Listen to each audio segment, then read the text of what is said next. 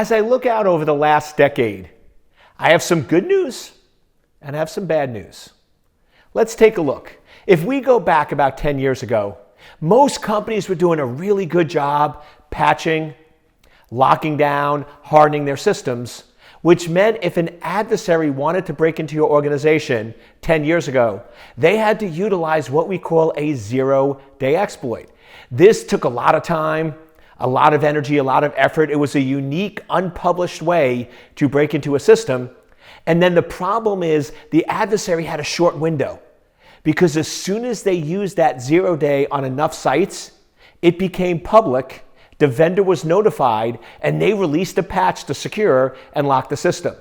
So that meant that you were vulnerable, but if you did a really good job hardening and locking down your system, it would have a small window of opportunity for the adversary.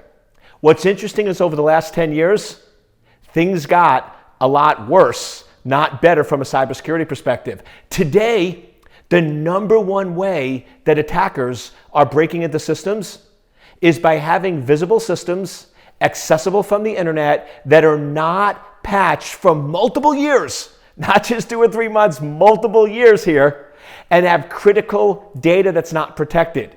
So the bad news is it's so much easier and simpler for the adversary to break in. They just scan, find the system, exploit it. They don't need 0 days. They can use known public exploits that have patches available, because the problem today is companies are not doing the basics. They're not doing basic patching.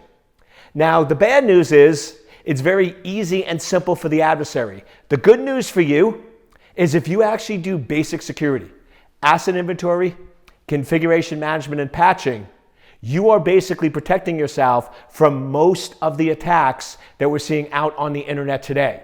Now, I still urge you to take your security to that next level, but before you start doing advanced security measures, until you start spending a lot of money on all this high-tech, state-of-the-art cybersecurity solutions, step back and ask yourself, are we doing the basics?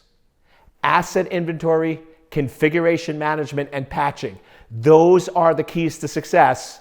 And if you do those 3 things correctly, you can win the current cyber war.